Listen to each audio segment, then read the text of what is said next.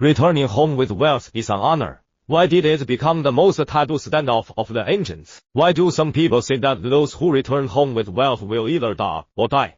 If you are rich and don't return home, or you're afraid of thieves or someone else. Your name is Elvis Xiong. Qin long left his hometown for 3 years, and Chuangzhen returned home for 10 years.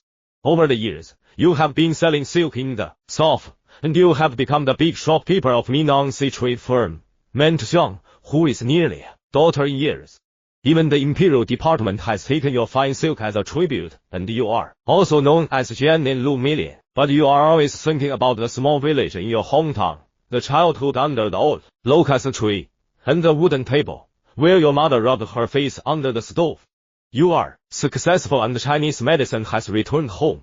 You often say that you have unlimited cine outside, but in your dreams, you go back to the village head covered with yellow mud again and again.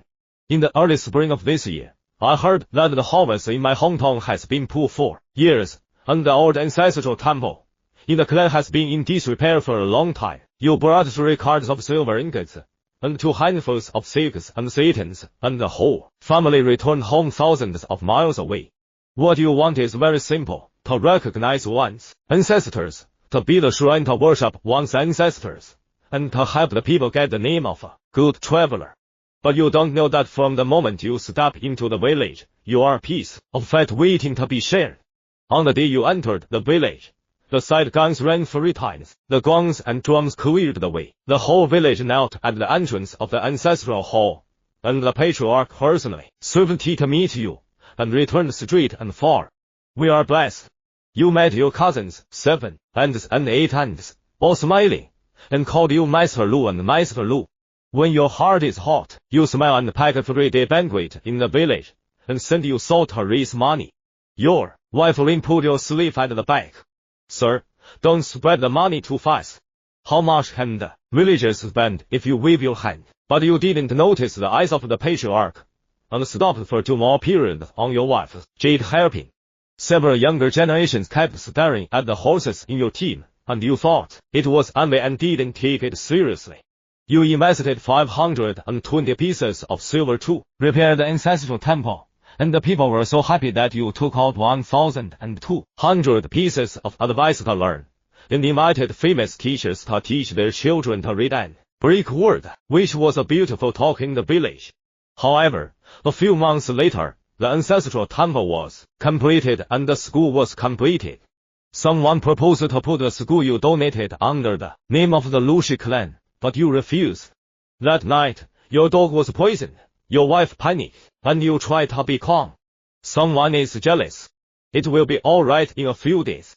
But a few days later, your satin cabin caught fire, and half the barn burned to ashes, embracing each other, but only saved the grain store in the next room. You went to the county government to report the case, and the police chief looked at the post on your floor. How smell, Mr. Lu, this fire is even natural. The first time you regret it, you forget that you are a businessman, not an official.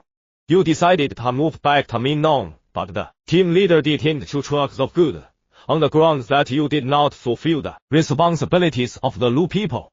Your anger brought in foreign soldiers, but you were repelled by the county master with the intention of pulling foreign armed forces and put in prison. You're shocked.